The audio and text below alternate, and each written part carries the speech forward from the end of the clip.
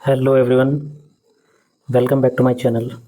सो friends, आज का ये वीडियो काफ़ी इम्पोर्टेंट है और इस वीडियो में हम लोग बात करेंगे EOTRI परीक्षा जो आपकी 2026 जिसका नोटिफिकेशन जारी हो चुका है और इसकी परीक्षा बहुत जल्द होने वाली है। ठीक है, तो UKPSC की तरह देखिए EOTRI का जो आपका सिलेबस रहता है, इसमें हिंदी 100 मार्क्स की रहती है। 100 मार्क्स का पूरा हिंदी है।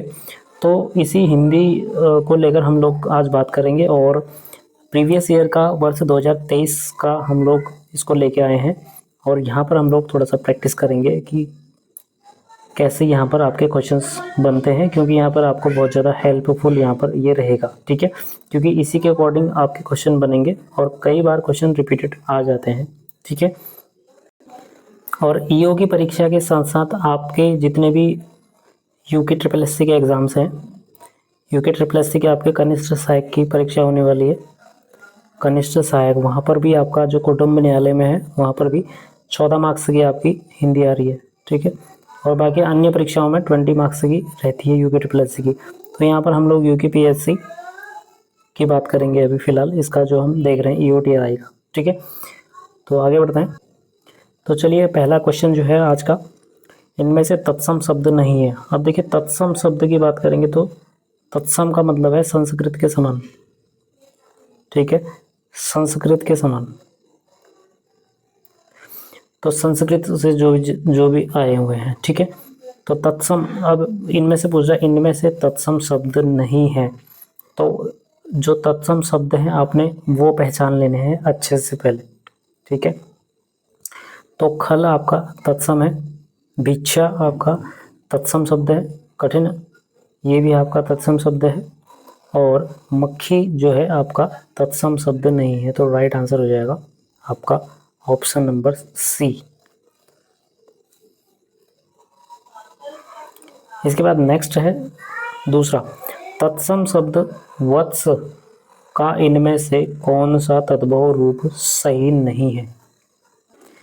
तो देखिए, वत्स का इनमें से कौन सा तद्भव रूप सही नहीं है, यानी कि वत्स अपने आप में एक संस्कृत तत्सम शब्द है और जो तद्भव है, जो संस्कृत से निकले हुए जो शब्द हैं वह तद्भव कहलाते हैं उसके बाद। ठीक है, तो संस्कृत तत्सम से ही जो जिनकी उत्पत्ति होती है उनको कहते हैं हम लोग तद्भव रूप। तो पहले यहाँ पर सही से हम लोग पहचान लें कि भाई तत्सम का सही तद्भव इनमें से कौन सा है, वत्स का। ठीक है, तो बछड़ा जो है वो आपका तद्भव रूप है, बाछा भी वत्स का। ठीक है, बाछा भी यहाँ पर इसका तद्भव रूप बन रहा है। डी, बच्चा भी इसका तद्भव रूप है, लेकिन ए जो बाखर है वह इसका तद्भव रूप नहीं है, यानी कि वत्स का तद्भव रूप जो है बाखर वह सही नहीं है। तो राइट आंसर ए हो जाएगा। इसके बाद नेक्स्ट है क्वेश्चन नंबर 3, इनमें से विदेशी शब्द कौन से हैं। अब विदेशी शब्द दो जो बाहर से आए हुए हैं, विदेशी। ठीक है, विदेशी शब्द। अब कौन सा शब्द यहाँ पर विदेशी है। ठीक है, तो क्वेश्चन नंबर 3 का राइट हो जाएगा आपका कुश्ती। तो कुश्ती जो है ये विदेशी शब्द है। नेक्स्ट है 4th, निम्न में से कौन सा एक आगत यानी कि विदेशी जिसको कहा जाए वह पूछ रहा है कि शब्द कौन सा आगत शब्द नहीं है। तो भाई इसमें कुर्ता जो है आपका विदेशी शब्द है, फीता आपका विदेशी शब्द है, और गरीब आपका विदेशी शब्द है, जबकि सी थैला जो है आपका एक विदेशी शब्द नहीं है, क्योंकि यह एक देशज शब्द है। ठीक है, जिसकी उत्पत्ति देश में ही हुई है। नेक्स्ट है आज का 5th क्वेश्चन। 5th क्वेश्चन देखते हैं, इनमें से कौन सा शब्द देशज नहीं है। तो देशज आपको पहले देशज पहचानने हैं, ऑप्शंस में से कौन सा इनमें से कौन सा देशज शब्द है। तो देखिए, अक्खड़ आपका देशज शब्द है, अचानक देशज शब्द है, चकमा देशज शब्द है, लेकिन मदद जो है आपका देशज शब्द नहीं है। तो राइट आंसर हो जाएगा आपका 5 का, फिफ्थ का ए। नेक्स्ट है क्वेश्चन नंबर 6, परिकूट का तद्भव रूप है। अब परिकूट का तद्भव रूप निम्न में से क्या है? तो परिकूट का परगट तद्भव रूप नहीं है। परकट्टा ये भी इसका नहीं है तद्भव रूप। परकट ये भी नहीं है, तो परकोटा इसका राइट आंसर हो जाएगा। तो परिकूट का तद्भव रूप परकोटा यानी कि ऑप्शन नंबर सी है। क्वेश्चन नंबर 7, इनमें से देशज शब्द कौन सा है? तो इनमें से देशज शब्द आपका राइट आंसर हो जाएगा ऑप्शन नंबर बी, तेंदुआ, क्योंकि आग आपका देशज शब्द नहीं है। आम्र आपका तत्सम शब्द है, देशज नहीं है। 14 भी आपका यह देशज शब्द नहीं है। क्वेश्चन नंबर 8, चे धन अन इक्वल टू चयन में कौन सी संधि है? तो इसका राइट आंसर हो जाएगा ऑप्शन नंबर ए, अयादी संधि। तो अयादी संधि की पहचान आपको करनी थी, क्योंकि गुण संधि यहाँ पर है नहीं, वृद्धि संधि यहाँ पर है नहीं, दीर्घ संधि यहाँ पर है नहीं। तो ये कौन सी संधि है आपकी? क्योंकि यहाँ पर चे प्लस अन इजिकल्स टू चयन हो जा रहा है, ठीक है। तो यहाँ पर ये हो जाएगा अयादी संधि। क्वेश्चन नंबर 9 देखते हैं, आजन्म में समास है। तो आजन्म में कौन सा समास है? क्या अवयवी भाव समास है, या तत्पुरुष समास है, या कर्मधारय समास है, या फिर बहुव्रीहि समास है? तो इसका राइट आंसर हो जाएगा आपका ऑप्शन नंबर ए, अवयवी भाव समास। क्योंकि अवयवी भाव समास में अपने आप में कुछ विशेष पहचान होती है, जैसे कि आजन्म आपका ये शब्द है आजन्म, तो इसमें जो ये आ है ये इसकी विशेष पहचान है अवयवी भाव में, ठीक है। ये कुछ विशेष पहचान होती है, जैसे आ, प्रति, भर। तो इस प्रकार से आ, प्रति, भर, ठीक है। तो ऐसे कुछ अन्य होते हैं, तो यहाँ पर इसकी विशेष पहचान है। नेक्स्ट है क्वेश्चन नंबर 10, प्रत्यक्ष शब्द में उपसर्ग है। तो उपसर्ग की आपने पहचान करनी है प्रत्यक्ष शब्द में। अब देखिए, प्रत्यक्ष जो शब्द बना हुआ है अपने आप में, अगर इसको संधि आपको विच्छेद करें तो प्रति, ठीक है, प्रति आएगा आपका, ठीक है। तो प्रति कहाँ पर है? ऑप्शन नंबर सी में। तो ये आपका प्रति आपका उपसर्ग राइट आंसर हो जाएगा। नेक्स्ट है क्वेश्चन नंबर 11। क्वेश्चन नंबर 11, हिंदीतर में प्रयुक्त प्रत्यय है। तो हिंदीतर में आपका हिंदी प्लस इतर हो जाएगा, अगर विच्छेद करेंगे तो इतर जो है आपका प्रयुक्त प्रत्यय रहेगा। तो इसका मतलब राइट आंसर हो जाएगा ऑप्शन नंबर डी। नेक्स्ट है क्वेश्चन नंबर 12, जिस समास में अंतिम पद प्रधान होता है उसे क्या उसको कहा जाता है?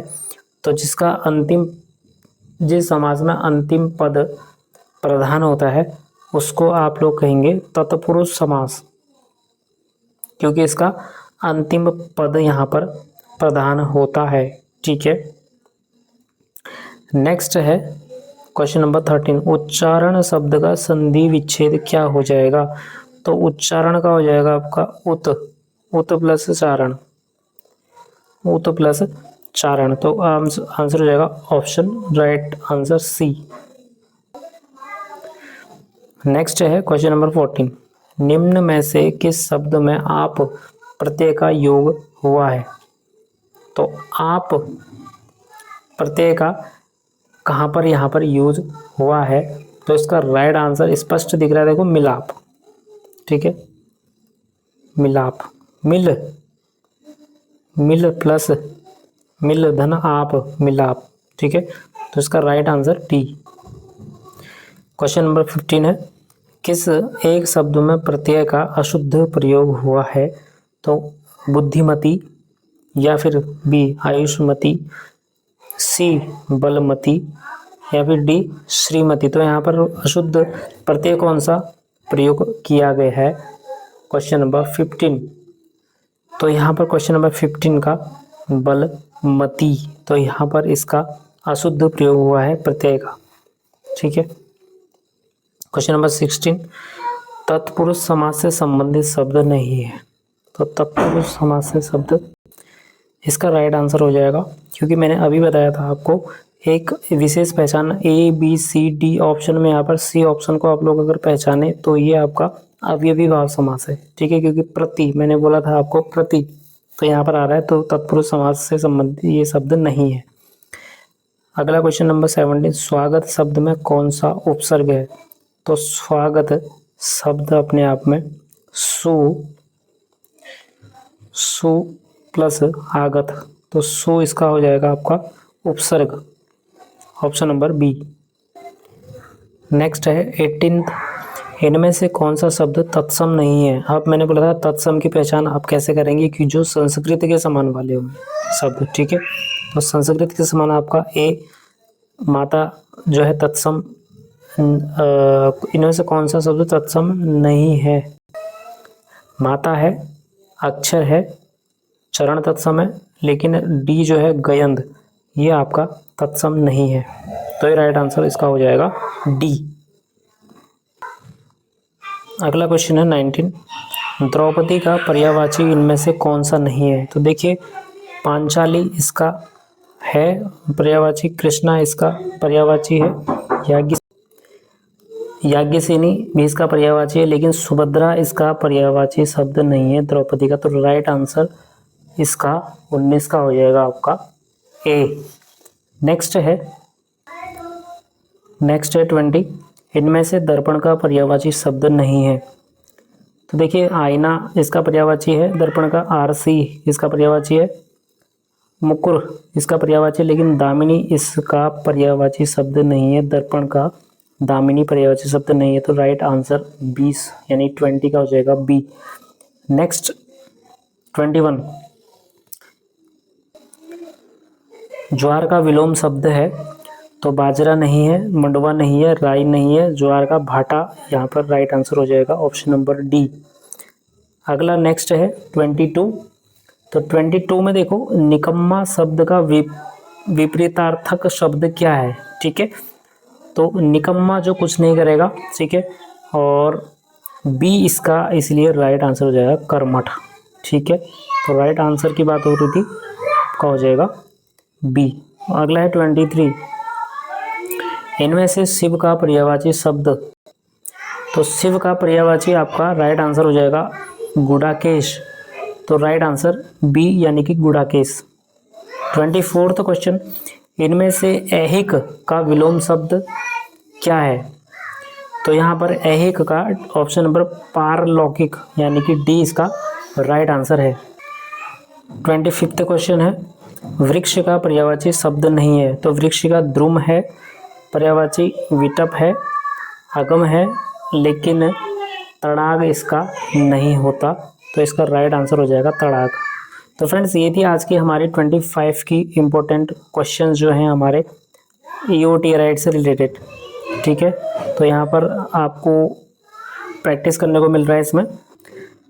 तो फ्रेंड्स इसके नेक्स्ट 25 क्वेश्चंस को लेके हम नेक्स्ट वीडियो में आएंगे। तो कैसा लगा आपको, अपने सुझाव जरूर दीजिएगा, कमेंट जरूर कीजिएगा और लाइक शेयर कमेंट जरूर करिएगा।